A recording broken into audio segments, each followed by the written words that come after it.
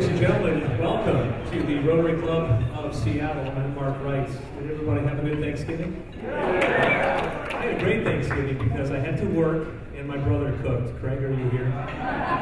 It was good.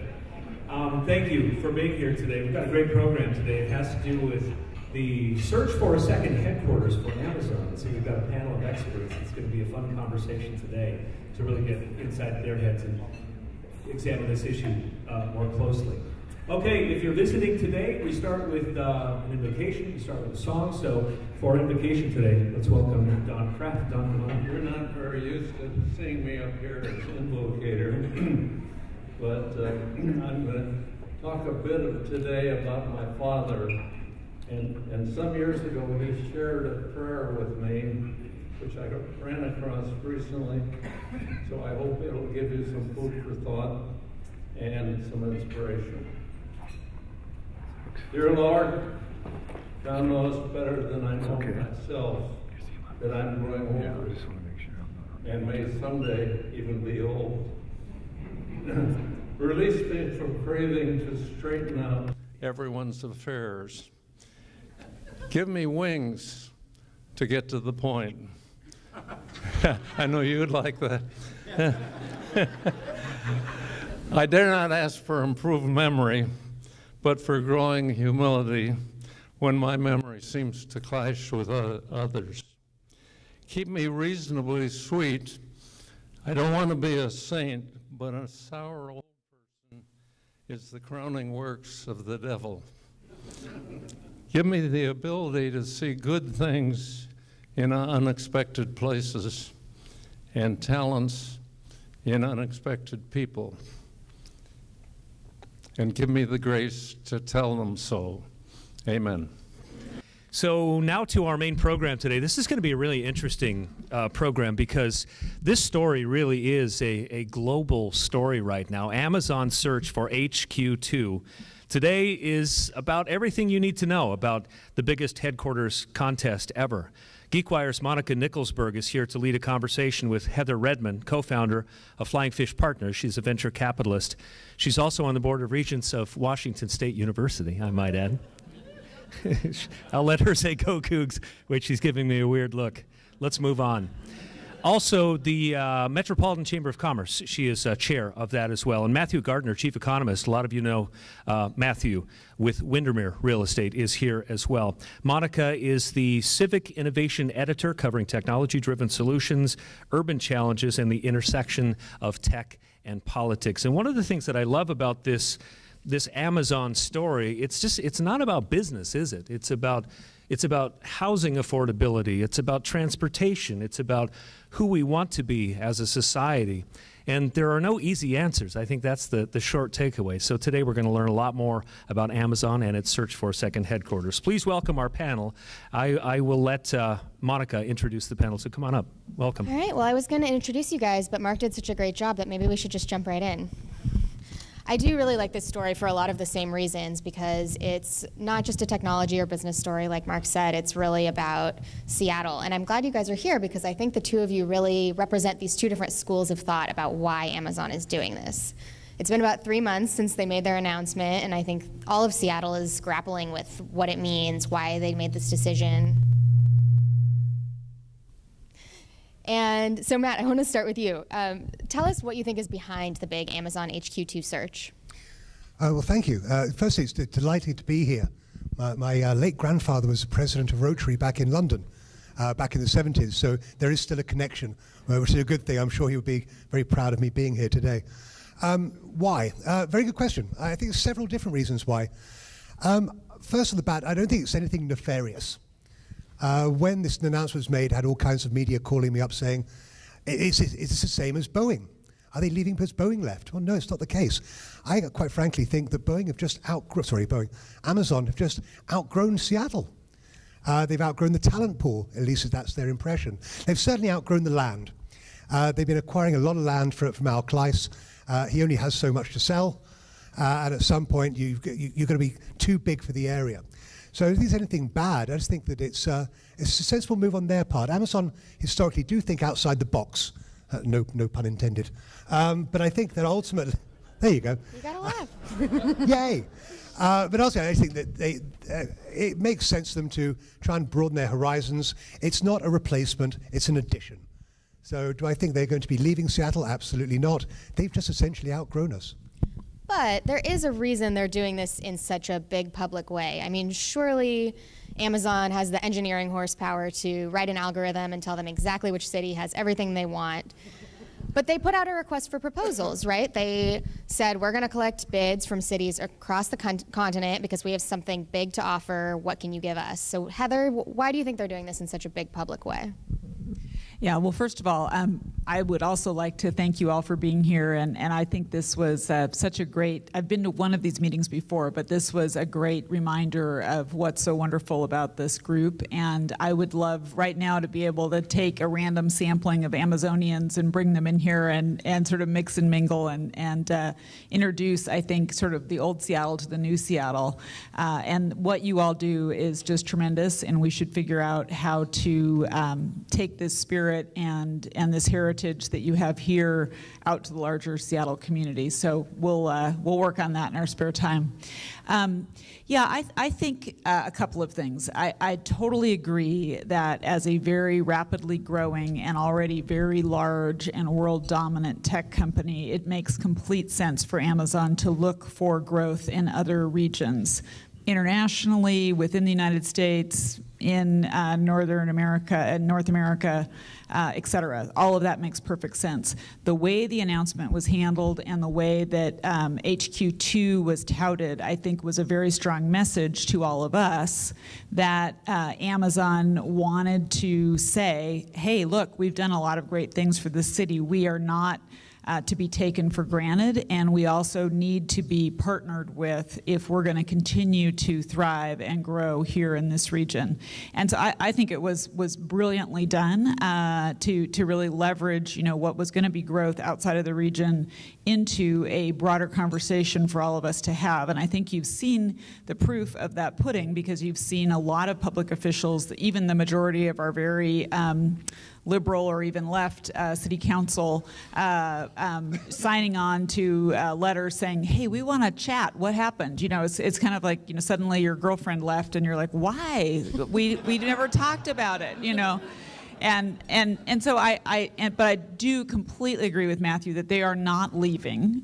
They have reinvested in Seattle even since the announcement of HQ2, and I do not anticipate them ever leaving Seattle. But these are long cycles. I mean, it's going to take them 10 years to stand up HQ2 wherever it is, and maybe HQ2 will not be everything they hoped either. There may be an HQ3. I mean, who knows? But I think for us, we need to be cognizant that every job is precious. The world is moving much more rapidly all the time. I mean, one of the stats that I love more than anything is that the S&P 500 used to have a 70-year lifespan. So if you were on the S&P 500, you could plan to be there for 70 years. Now it's 15 years. You know, and we just saw a report by McKinsey today that GeekWire covered, nice job by one of Monica's colleagues, that talked about 30% job lost by 2030 due to automation, AI, robotics, et cetera. 20% of that in the IT sector.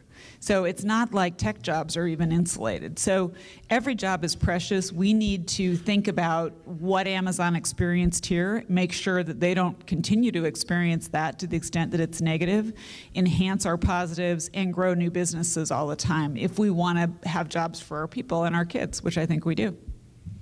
I like that you mentioned HQ3 because given Jeff Bezos' love of space, I've heard that it could be on the moon. But so you guys, you don't sound like you're worried about Seattle because of this announcement. Is that right? Yeah, I mean, if you look at right now, Amazon occupies roughly 8.8 million square feet of office space downtown. They have a commitment already for another 5 million square feet. So they're not going anywhere. They're going to continue to grow, continue to expand, continue to build and occupy leased space. Now, my guesstimate, and it really is a guesstimate, they employ about 45,000 people in downtown Seattle. Their federal filings are notoriously bad for giving any information whatsoever. But so you can kind of guesstimate it's plus 40,000. All said and done, even if they stay at what I'm aware of, space-wise, that's still going to be another 20,000 people coming here or working for Amazon. So no, not going anywhere at all. And I actually agree with Monica. I think that you could see them. Could it be a third? Ultimately, yes. But are they going anywhere relative to Seattle? Absolutely not. I'd like to say that I am quite worried about Seattle. I mean, I think that the stats that I just gave mean that we should not count Amazon as being a permanent employer in Seattle, not because they want to leave Seattle, but because the world is disrupted all the time. I mean, we've looked at tech companies becoming ascendant. You know, the top 10 companies in the world, 5 of them are now tech companies. But that happened in the last 10 years. That's not a phenomenon that existed 20 or 30 years ago. So the pace of change, I think, is the thing that we need to be the most concerned about, not HQ2. And so for us, again, as you know, as stewards of the economy here and stewards of this region's history, we really have to think about what are we doing to enhance our ability to grow new companies as well as keep the companies that we have. And I think it'll be a job to keep Amazon, and some of those things are out of our control. We don't know if they'll be hit with an antitrust suit or whether there'll be a competitor that comes along that's more disruptive, or we'll all stop buying things because we change, you know, fundamentally as humans. But we do know that the pace of change is accelerating all the time, and we need to continue to grow the new and train for the new and retrain for the new. And that is the thing that we should be dialed in to as leaders of the community. Let's talk about incentives. So one of the things that Amazon is seeking is a city that can offer some juicy incentive packages, and we're starting to see what those look like now that the deadline for their proposals has passed. Like Chicago is offering to give all of the income taxes that are raised from Amazon employees back to Amazon. New Jersey is offering up to $7 billion in incentives. And you know, they're doing that because Amazon's promising to bring 50,000 high-paying jobs. It's not like the prize isn't big, but is it worth those stunning incentive packages? Those are some pretty remarkable incentives. In fact, there's a city in Georgia that said they will actually annex land and call it Amazon. The city of Amazon. And so another city out even in Phoenix sent Jeff Bezos a cactus. Yes, they did, but he sent it back. Which you have to do, exactly. No, I think you've got to be remarkably careful that you're not getting into what I would call a Faustian bargain. And I mean by that, how much you're going to be giving away. If you are going to be offering these incentives, at what point? I mean, if you're giving so much, is this going to be to detract from infrastructure spending, from spending on schools within the area? And so you've got to be very, very careful. Could you see a city ultimately have to raise taxes to offset? So I think it's something that you have to look at remarkably carefully. Ultimately, will the city that gets it come out at the end of the day for it to be a positive? I think it will. However, you've got to be very, very careful and not to kind of basically sell the farm just to have a company that's going to bring in, as you said, 50,000 jobs paying an average of $100,000 and $5 billion of capital expenditures. Just be cautious. Toronto's already said, we'd love to have you. We're not going to give you anything. So, I mean, way to go, our Canadian friends. So, I think I just say, be careful you're not kind of selling your soul to the devil, so to speak. Yeah, I think I would, if I were mayor of one of the competing cities, and there are 238 of them or something, I mean, it's really the very hot commodity that everybody wants. They've looked at what we have and they've said, wow, I would not be complaining about that. I would actually be trying to encourage that to do more of the same. I would encourage those cities to do something very creative. I mean, what Amazon really wants is not... The reason they've outgrown Seattle is not because of our tax structure. Our tax structure is great for them. The reason they've outgrown Seattle to the extent that they have is because we don't have enough talent, and we don't have enough housing, and we don't have enough transportation. So if I were a city that were bidding for HQ2, I would say, great. I am going to align my incentives with you. I am going to look at how the tax base that I would be receiving from you can be deployed into those areas that you really care about. So instead of offering, you know, rebates or here's money that drops to the bottom line, I would be saying, let's take all the money that you would have given me and let's instead put that into education, or let's instead put that into transportation. And that would be a benefit that would not only be for Amazon, but would be for the larger population and would insulate that community from Amazon deciding that they weren't in love with that community either.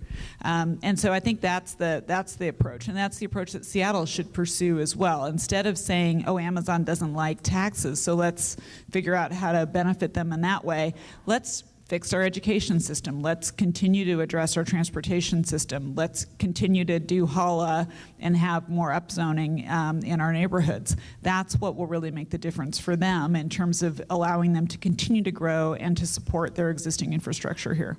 I feel like one of the things that you're touching on is that Amazon grew in Seattle so much faster than anyone expected or could prepare for. Most of the stuff that we are seeing with Amazon has happened in the last 7 to 10 years, and before that they were just in a handful of buildings in Beacon Hill.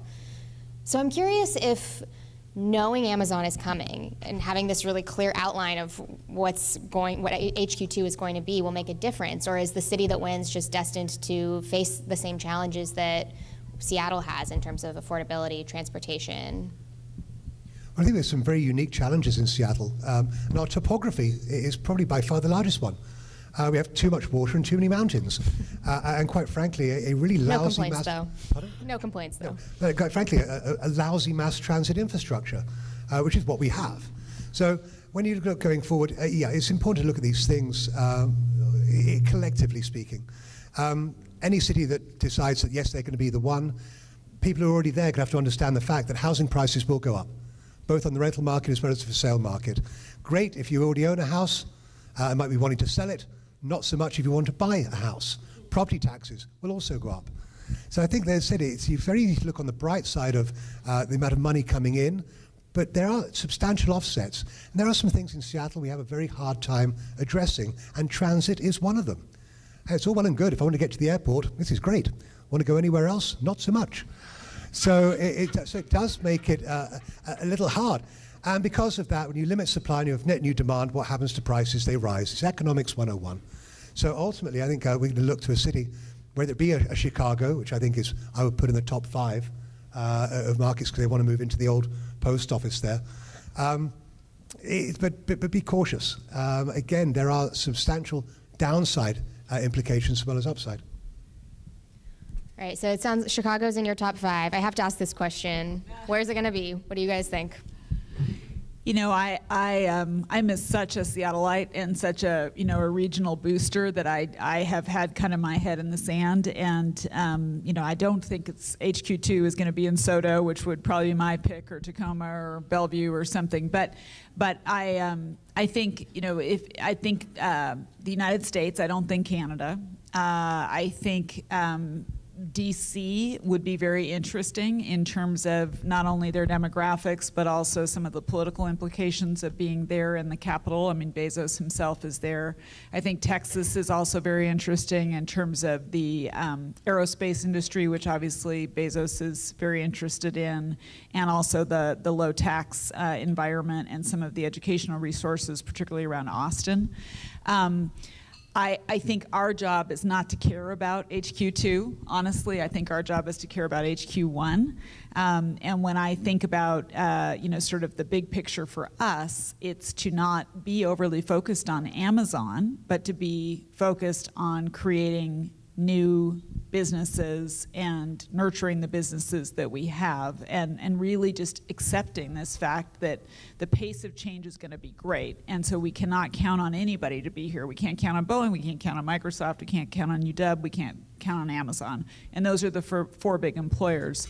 My fear for an HQ2 city, because they are anticipating these 50,000 jobs, is they might commit to an Amazon. They might put all of their eggs in that basket because they think it is predictable. I mean, we had this happen to us without being able to predict it, but what if you were sure it was going to happen and you built it and they didn't come, which could happen because every company is at risk. When we look at GE now, which was the darling of the stock market for eons, and GE is the company that everybody's like, what? They haven't done anything in years. They should be broken up for parts.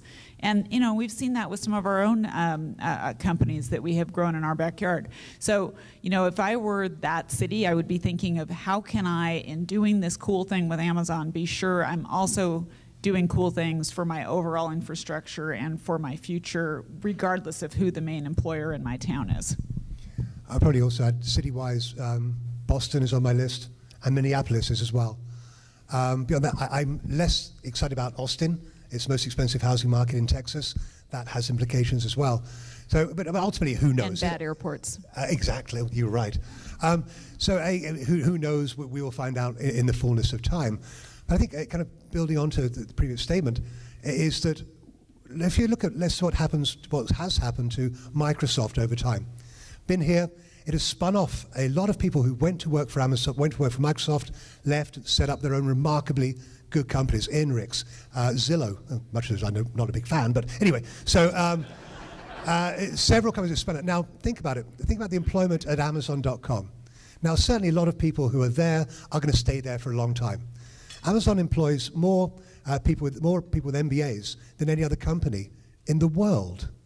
So if you think about it this way, a lot of people will stay there forever, but I think a lot of people will ultimately learn a lot there and then leave and then set up their own business. And they are quite likely to do that here. It's really quite remarkable. I'm obviously not from around here, but I always thought that when you retired, you went and bought a house in a place called Yuma, Arizona, where old people go to die. But ultimately, I think that what you can see is that people will stay here. We'd like to stay here. We don't tend to move from here. So I think a lot of companies are going to be built out of Amazon. So that's the evolution, I think, that we could see in Seattle. So again, you're spinning it more of it as a positive, I think, rather than as a negative. I think this was a softball served up to me, so thank you very much. But so I run a venture capital firm here in town, and one of our theses is that with all of this great millennial tech talent that has come here, we really should have a better funding environment for them. So when we talk about some of the infrastructure that's missing, one of the things that we have noticed, and this has been remarked upon by McKinsey and Boston Consulting Group and anybody else who's studied it, is that Seattle very, very much lacks in terms of its capital resources and its organized pools of capital, which are normally venture capital firms for tech companies. So, when I talk about education and infrastructure, capital is part of that infrastructure that we need to organize and pay attention to as we try to create those jobs of the future. So I have one more question for you guys, and then we're going to open it up to audience Q&A. So if anybody out there has a question, start thinking about it now. This is related to what we've just been talking about, the potential for this to maybe be a positive thing. And Matt, I know that you've got your eye pretty closely on commercial real estate, and it's no secret that Amazon has this insatiable appetite for office space. They are at 8 million square feet of office space, I think. Just shy of 9, yeah. 8.8. So is there any chance that by pumping the brakes a little bit on that and growing in another location, this gives more opportunity for other Seattle businesses to grow? Oh, very much so. I think it's not just on the commercials, on the residential sector as well. Certainly apartments more than anything else. On the commercial side, yeah. I think if they're not sucking up every square foot there is in the marketplace, that is going to help other companies. It might cause not compression in rental rates, but a slowdown in the increase in rental rates. That's going to be a good thing. Also on construction as well, everyone, Sell and Turner, they're all building for Amazon and doing remarkably well. If that slows down, then their costs escalation might slow down a bit. That will help other commercial developers. On the apartment side, rental rates have really gone parabolic over the last several years. If we see that slow down, I will not be unhappy about that whatsoever.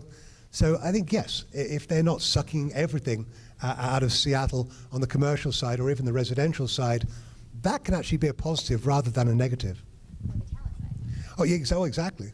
Yeah, I think diversity is always good. So diversity of employment and diversity of employers is good, and having some elbow room for some of the smaller companies to be able to hire, to be able to lease, et cetera, is great. I will say that Amazon has hugely benefited us in terms of the talent that it has attracted here, people who'd never heard of Seattle, people from India, people from China, people from the East Coast who've never heard of Seattle. That there are those people coming here and saying, wow, I love it, I want to stay. So those people are now people that my portfolio companies can hire, which is good. The countervailing thing to this idea that Amazon is going to create some elbow room for us is that I think we're about to experience a post election boom. I think getting Jenny Durkin elected, which we at the Chamber worked very hard to do through our PAC, I think is a thing that the Bay Area in particular has been waiting for, and probably some folks in China and some people in Japan and Korea and Europe as well. So I actually think we're about to experience another growth spike, because if you're Facebook, if you're Mercedes, if you're Alibaba, you're looking at Seattle, you're saying, I would love to grow my engineering team there, or I would love to start my engineering team there, but I'm not sure if Seattle's crazy. And I think by electing Jenny, we were able to establish Seattle is not crazy, and that has you know, and that will create a lot more movement here. So I think we had a little bit of an artificial pause in our growth as we were looking at that election, and we still have more tests, you know, to pass in 2019. But I do feel that we're going to see a lot of pressure from non-Amazon tech companies or companies that want to be more tech over the next 12 to 18 months. Thanks to you both for joining us here today. Two quick ones. One, I think they're probably keeping it pretty tightly under wraps, but have they talked about how they plan to populate HQ2? Are they going to try and mirror their presence here, or are they going to try and break it up functionally and say keep cloud here and take commerce elsewhere? And then a quick follow-up. Microsoft just broke news today on their campus. Can you comment on their plans to plant a flag here and keep their headquarters in the Redmond area? Thanks. I've got no idea on the first part of the question, I'm afraid. On the second part, however, Microsoft, it's fascinating to hear. Microsoft has almost been in contraction mode for almost the last decade. They had about 40,000 square feet. I mean, not a huge campus, a reasonable sized one in Redmond, been there forever. But they were actually understanding the fact that it was very difficult for them to orchestrate meetings between their staff because they are so spread out. You need to have kind of 2 days notice to create a meeting. Whereas Amazon, it's like walk across the street and up to the 37th floor. Very easy. So that is the difference between the suburban and the urban campus. Now, seeing Microsoft choose to expand, announcement which I certainly hadn't heard of until this morning, came as a shock to me, a happy shock, quite frankly. I think Microsoft is still, maybe although not as important as they were back in the 1990s, are still remarkably important. And we need to be careful as a region not to, as was mentioned earlier on, not to presume that because all these companies, we founded them, we started them, that they are always going to stay here. In Boeing, founded in South Lake Union in 1904. Everyone from Lakeside School, aren't we glad we got a Lakeside, creating these huge companies in our region. So I think to a degree we tend to be almost to the belief that they're ours, they belong to us and they're never going to leave. Be careful. These are publicly traded companies, they have shareholder responsibilities and they need to address that. So to just presume because they started here, they're always going to stay here is a terrible attitude to take. I'm certainly happy to see them growing, expanding, as long as they get out the cell phone business, I'm good with that. But I think ultimately it's going to be a positive thing for the region. Yeah, I don't have any visibility into what they're doing either. I mean, there's been talk that for Amazon that AWS and the e-commerce business may need to be broken up at some point, and may be forced to be broken up at some point by federal antitrust regulators. You know, much as Amazon had a lot of hassle. I mean, Microsoft. Now I've got the problem. Microsoft had a lot of hassle in that area too, and so there is some talk that maybe they're anticipating that, and they'll divide the two companies and maybe create some more value through doing that, but I certainly don't have any inside information. I think it's fabulous that Microsoft is expanding. I mean, one of the things that we have to look forward to here in our region is that we were a huge mobile capital. And then we became really the dominant place for cloud computing. We are now well set up to be the dominant place for artificial intelligence and machine learning, and that's really where Microsoft has oriented their business over the last couple of years. So they have doubled down in that area. They've got 8,000, AI and ML experts spread not only over in Redmond but around the world. But they're really focusing on that area and spending more time there all the time, as is Amazon, as is Paul Allen, as are all of the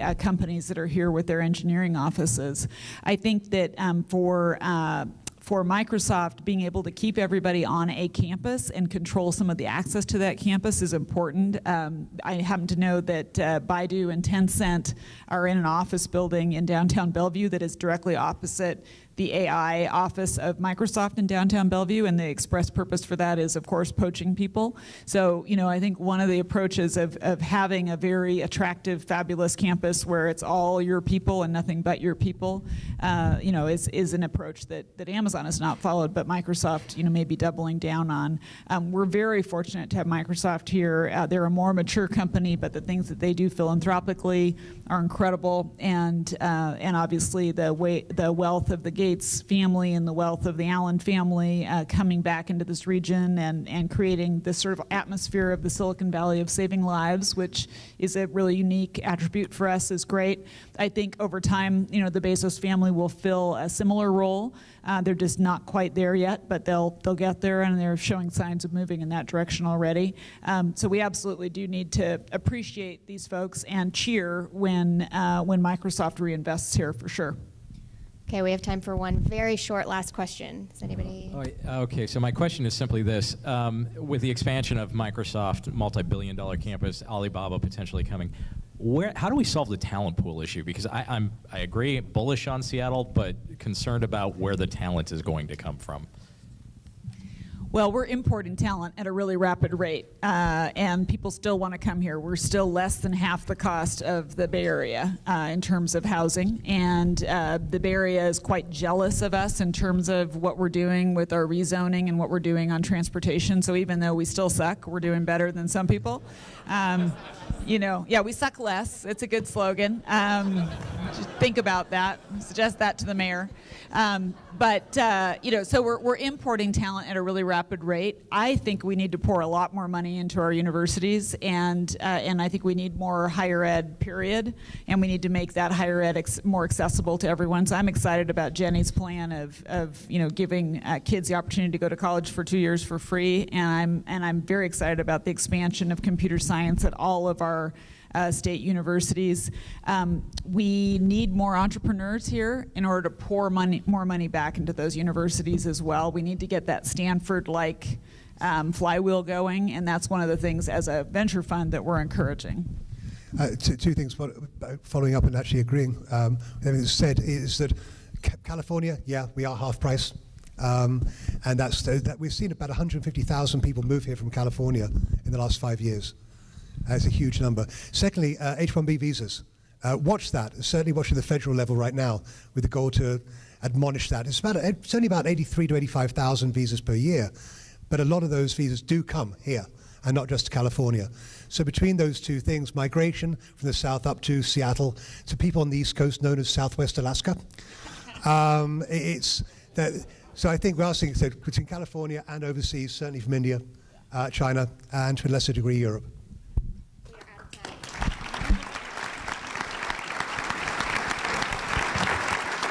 Thank you so much. Monica, Heather, Matthew, what a great conversation. Thank you so much. Thank you, Sue, past President Sue Nixon. Next week we are at the West, and Jonathan Sposato is our speaker, investor, entrepreneur, founder of GeekWire. He's on a mission to cultivate female leadership in tech and in business. So next week we're at the West, and I hope you can join us for Jonathan. I think that's it. Is that it? Anybody have anything else? Wait, 2, 1, and we're out of time. We're adjourned.